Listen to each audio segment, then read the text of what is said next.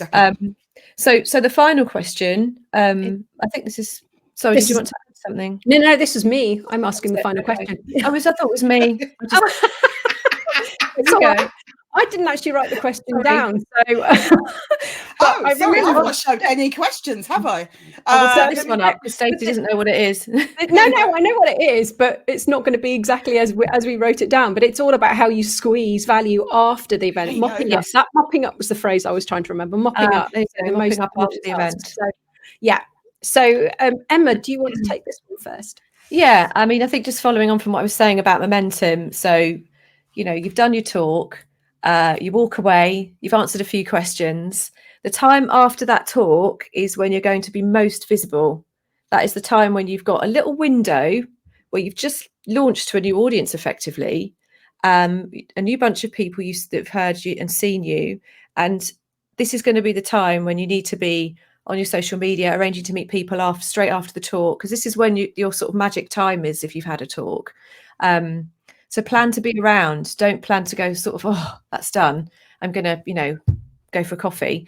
It's that bit afterwards is really super important. You are your most visible at that time. So as if you've got someone like Ayo or whoever there, email your lists, send something out at that point, capture the key points or comments from the talk. Maybe write a LinkedIn article straight away, or do a reel on Instagram, or do a story on Instagram, maybe reflecting something from that talk. So that's what I would say is probably my most important one.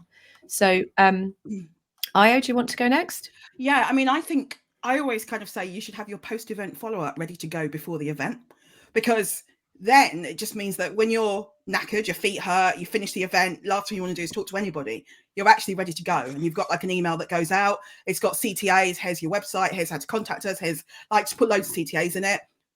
Lovely to meet you. Picture of the, what's going on at the stand, which you can drop in at the last minute. But actually having that ready to go before the actual event itself just saves you a whole load of hassle, and actually gives you time to then respond and follow up and do all those other things. So for me, it's actually, I guess, again, getting ready beforehand.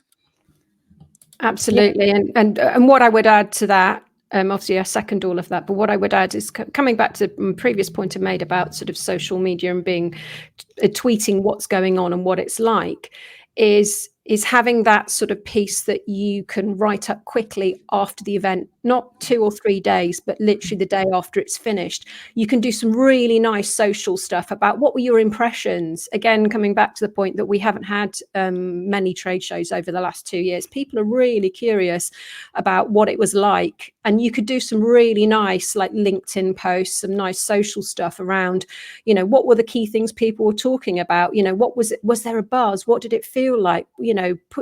Talk about what it was like being there for those that weren't there. And also, then you can highlight some of the stuff that, you did while you were there as well. So it's all part of that, building that visibility. But what I would say is just make sure you do it quickly, because if you're doing it a week later, people have moved on. People move on from these things really, really quickly. So it doesn't have to be a long piece. You could write a really nice LinkedIn post, just highlighting the key things for you, from that you took away from the event, or the 3 things that you noticed, or there's some really easy things that you can do that you can turn around really quickly afterwards. Yeah.